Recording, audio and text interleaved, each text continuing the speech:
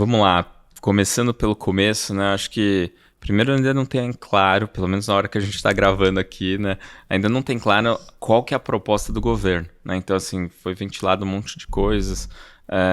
Na própria entrevista do ministro ontem à noite, né? Ele comenta de uma forma ampla, não, tudo que for isento vai tributar, tal, né? Assim, mas acho que daí tem alguns pontos, né?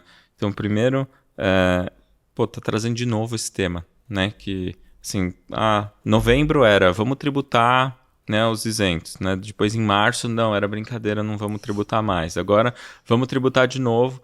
E eu acho que aí precisa entender se efetivamente o Congresso vai aprovar todas esses incentivos, essas mudanças de tributação, né? Porque no final a gente tem, acho que 4 categorias aqui que potencialmente são atingidas, né? Então você tem o agro, né, imobiliário, infra e os bancos de desenvolvimento com as LCDs, né, que a gente esquece.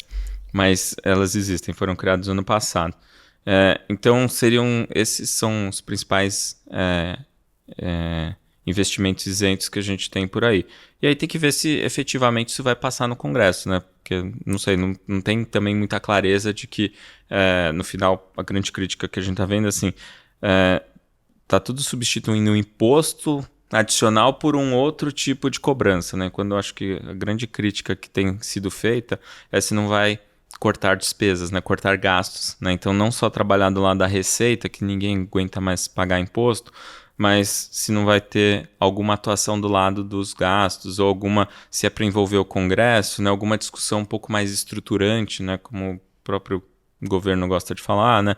Que não resolva só o problema desse ano, que resolva para frente, mas de uma forma mais adequada. Porque no final de contas, né, acho que a pergunta que tem do investidor é: a renda fixa ela vai continuar atrativa? E se não resolver o problema fiscal de verdade, na verdade, provavelmente ela vai continuar atrativa, porque as taxas de juros não vão cair.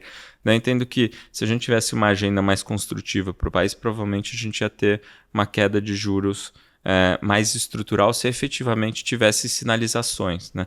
Tanto é que um ponto interessante, né, que assim, a gente não tem visto uma piora do mercado com essas notícias, porque o nível de juros já é tão alto aqui que é como se já tivesse prêmio de risco para esse monte de incerteza que vem acontecendo, né?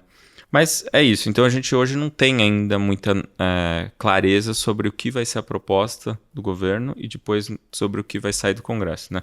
Mas a parte que a gente tem certeza é que se vai mexer em imposto de renda, né, aí efetivamente precisa ser aprovado pelo Congresso e aí precisa ser aprovado em 2025 para valer em 2026, né? Então você tem o princípio da anualidade, né? Você precisa aprovar no exercício anterior qualquer mudança de cobrança de imposto de renda, né? Então acho que vai ter uma discussão ao longo do tempo. E outra é entender qual que é o escopo exatamente que vai ser e quais os instrumentos, né, que vão ser atingidos. Né, hoje de manhã estavam falando da LC, LCA, depois se vai ter LCD também, se vai ter debênture incentivada, CRI, CRAI, aí vai. A gente tem que entender também qual que é o escopo exatamente, e depois provavelmente, né, a gente vai conseguir inclusive equacionar, né, algumas perguntas que acabam vindo junto com os investidores, que é, mas vai tributar o estoque ou não? Né? E aí nesse ponto a gente tem pelo menos uma leitura um pouco mais positiva do que o governo tem feito, né, nas últimas mudanças. No ano passado teve bastante mudança.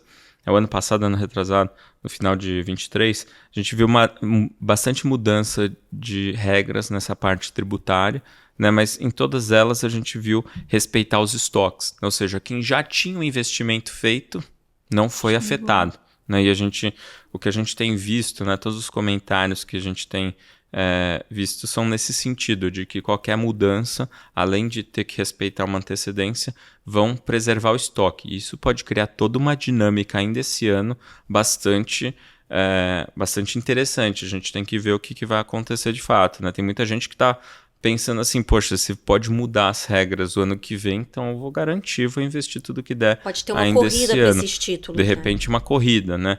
Por outro lado, tem sempre aquela dúvida, poxa, mas vai tributar no que eu vou investir o ano que vem? E talvez ter que pensar, porque falta bastante tempo até chegar o ano que vem, né? A gente tem que ver o que vai para o Congresso, o que volta dele.